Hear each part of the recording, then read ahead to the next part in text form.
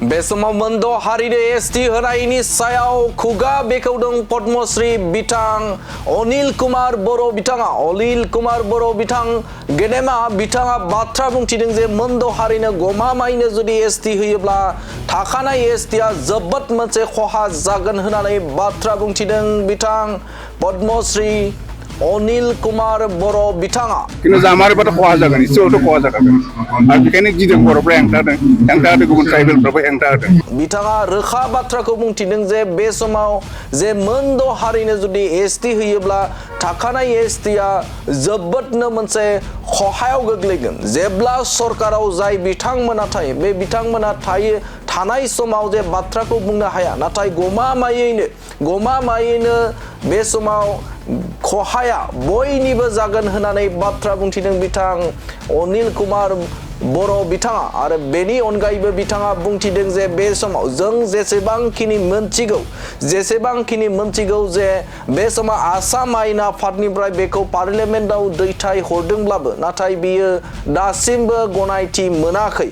आरो जायखौ लानानै बे समाव गोबां आफाद एबा गोबां दैदेनगिरिफ्रानो बेखौ लानानै सोमावसारदों। दे आसामाव मोनथाम केटेगरि खालामदों, एसटि हिल्स, एसटि प्लेन आरो एसटि भेलि। दा बैफोर मोनथाम केटेगरि खालामदोंब्लाबो जाय बिथांमोना बे समाव एसटि भेलियाव मोनदों बिथांमोना बे समाव गनायना लानो हायाखै। आरो गनायना जुदि लानो हायाखैब्ला बे समाव होयोब्ला पि एबा ओइचआव जागोन होननानै बाथ्रा बुंथिदों बिथां पद्मश्री अनिल कुमार बर' बिथाङा। आरो बिथाङा बेखौनो बुंथिदों जे जुदि बे समाव भेलिनि अनगायै पि आरो ओइचआव जुदि गमामायैनो जुदि एसटि खालामना होयोब्ला थाखानाय एसटिआ खहा जागोन होननानै बाथ्रा बुंनायखौ बे समाव नुनो मोनो। आरो बिथाङा सांग्रांथि बाथ्राखौ बुंथिदों जे बे समाव गमामायैनो मोनद' हारिनो एसटि जुदि सोरखारनिफ्राय एबा बे समाव होमारोब्ला बे समाव जोंहा जोबोदनो मोनसे खहा जागोन होननानै सांग्रांथि होदों बिथां पद्मश्री अनिल कुमार बर' बिथाङा। बेखौ लानानैथ' दा जोंनि गेजेरावनो गुबुन गुबुन रोखोमनि साननाय, गुबुन गुबुन रोखोमनि बानबुंथाय होनाय नुनो मोनदों। नाथाय जोंनि गेजेराव मोनसे गोरोबलायनाय दं, बे जाहैबाय दे जों बयबो बेखौ जों अब्लासो गनायगोन, द' जनगोष्ठीनो होनायखौ अब्लासो गनायगोन जेब्लानोखि जोंनि जिथु थाखानाय 14टा जिथु जनगोष्ठी, 14टा जिथु ट्राइबेल हारि बर'फोरखौ हमनानै बिसोरनि जिथु थाखानाय जिथु अधिकार ट्राइबेल हिसाबै बेयाव जुदि लाघब जायाबासो जों बेखौ गनायगोन होननानै बुंदों। नाथाय बिनि गेजेराव गुबुना गुबुन रोखोमनि बिजिरदों, बेखायनो बिदि सोलिगासिनो दं। आं मिथिनायाव बेखौ पार्लियामेन्टआव फाथायहरदोंबाबो सेन्ट्रेलाव फाथायहरदोंबाबो बेखौ गनायनाय जायाखै। गतिके आगोलनि स्थिताबस्थायानो थागोन होननानै साननाय।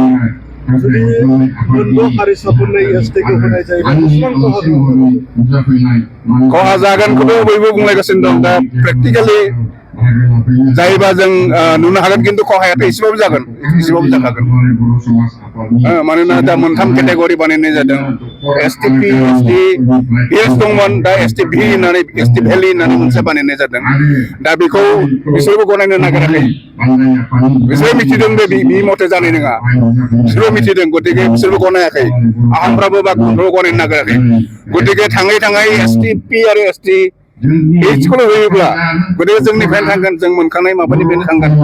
गतिके साननो गोनां दं, एसे गिनो गोनां दं, खिन्थु मा जामारगोन दा बुंनो हायाखै। मानोना पार्लियामेन्टआव बियो दा जिथु पार्लियामेन्ट बेयावबो जानाय नङा जों होननानै बेखौ मिथिनो मोनदों। गतिके दा बे माबानि गेजेरावनो दं, बाथ्रा दान्थेलायनाय बा जोंनि साननायनि माबानि गेजेरावनो दं। बेयो मोनसे कंक्रिट माबाखौ जों दा बुंनो हाया। खिन्थु जामारोबाथ' खहा जागोन, एसेयावथ' खहा जाखागोन। आरो बेखायनो गिदों बर'फ्रा हेंथा होदों गुबुन ट्राइबेलफ्राबो हेंथा होदों।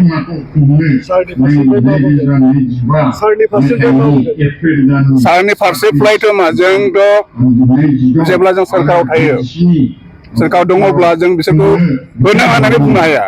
खिन्थु जों जेब्ला जोंनिफ्राय मोनसे मोनथायखौ मावनानै लांगोन, थाखानाय माबाखौ अधिकारखौ सेख'नानै लांगोन, अब्लाथ' जों बिनि बेरेखायै जों माथो होनांगौ जायो। बाथ्राया बेनो।